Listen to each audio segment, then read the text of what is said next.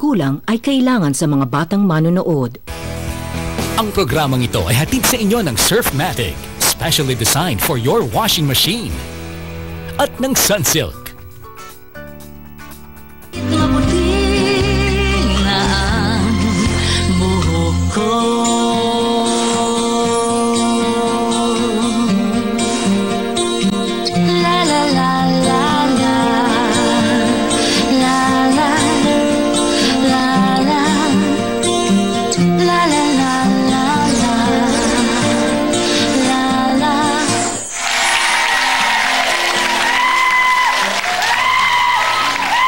Si Sharon, kasama niyo kapatid, sa sayaman o sa mga pagsubok ng buhay. Sa mga panahon ng trahedya sa buhay, sa kalugmukan, mahirap maisip na aalpasan din natin ito, malalagpasan mo rin ito. Maraming bagyo na po ang dumating sa buhay nating lahat. Sa buhay ko rin, hindi lang po dahil artista, hindi dinadagsa ng bagyo. Ako siguro po mas times 10 kami.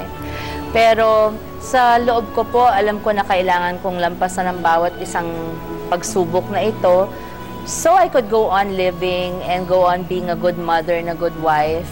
And because life goes on, we have no other choice. At totoo nga po ang aking pinagdadaanan noong mga panahong hindi masyadong matagal naman na panahong nakararaan. Gaya ng unos ay lumipas din po.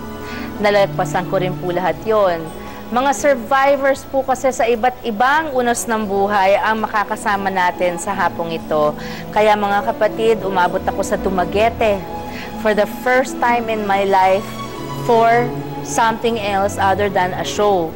Kumbaga po, nagpunta ako doon, di para mangampanya, di para mag-concert, kung hindi, para po makilala ang mga residente ng La Libertad na malamilagro ang pagkakaligtas sa isang landslide nung nakaraang bagyo at lindol. Pero bago yan, kilalanin muna natin ang mag-ina na binago ang buhay ng isang napakalupit na insidente ng karahasan. Malapit sa puso ko ang kwentong to dahil nakilala ko po ang mag-inang ito nung pong panahong mismong nangyari yon, ilang taon na pong nakararaan. Panoorin po natin ito.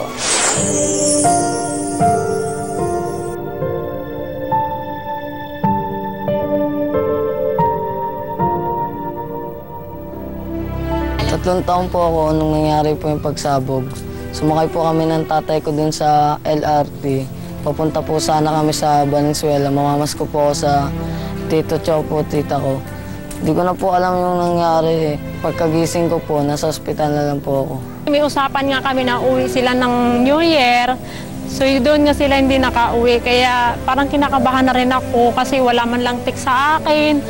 Kung nakarating sila doon, kung bakit hindi nakauwi. May nabalitaan ako sa TV na may bata daw walang nagki-claim, wala daw magulang. Kasi yun po ang kwento-kwento sa akin ng mga kapitbahay ko na kamukha daw po ni Boboy, yung batang nasa ospital. Sabi ko sa kanila, naku, huwag niyong intindihin yan kasi marami namang LRT, hindi naman kay isa lang. Siguro, sa iba naman siguro nakasakay yun. Pangatlong araw, doon ako naghanap sa kanila. Pinuntahan ko na talaga doon sa pupuntahan. Nagulat din sila, bakit nagpunta ba dito yung mag-ama mo? Hindi naman nakarating dito. So doon na kami nagpanik, doon na kami naghanap na kami. Yung kapatid ng asawa ko kung saan-saang mga koronarya naghanap. Kami kung saan-saang ospital. Kaya tinuro sa amin doon sa Chinese General Hospital. Yun, doon ko nga po nakita si Boboy. So nung nakita ko po siya, hindi po talaga akalain na yung anak ko kasi sunog na sunog, hindi ko makilala, tapos putol yung paa. Pero si Boboy nakatingin lang sa akin mula pa hanggang ulo. Tinitingnan niya ako. Tapos nagsasalita siya na parang binibigkas niya yung mama. Yung time talaga noong gusto lang para na akong wala sa sarili. Kasi parang nakatulala lang daw ako. Iniisip ko kung bakit ganon dalawa yung naano sa amin. Walang maghahanap buhay sa amin, yung asawa ko, tapos yung nangyari pa sa anak ko. So masakit talaga yung nangyari. Tanggap naman niya nung maliit pa siya, yun nga lang, sacrifice ko kay Boboy noon kasi maliit pa siya, nag-aaral. Karga-karga ko yan habang siya nag-aaral.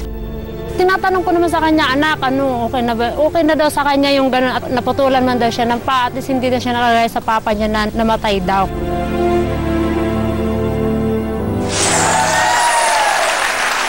Dahil po Christmas season nangyari ang trahedyang ito ay pinangalanan po siya ng press ng baby Emmanuel. Because diba, Emmanuel is another name for Jesus.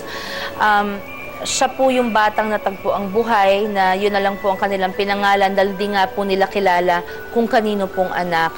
Wala pong may alam kung sino o tiga saan siya. Kaya po, hindi alam ng marami, binisita ko po si baby Emmanuel sa Chinese General Hospital noon.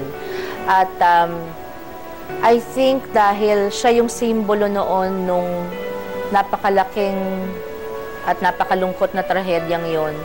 Kaya hindi ko maubos maisip noon na ang isang inosenteng bata ay madadamay sa ganoon at mawawalan ng ama, mauulila pa sa ama.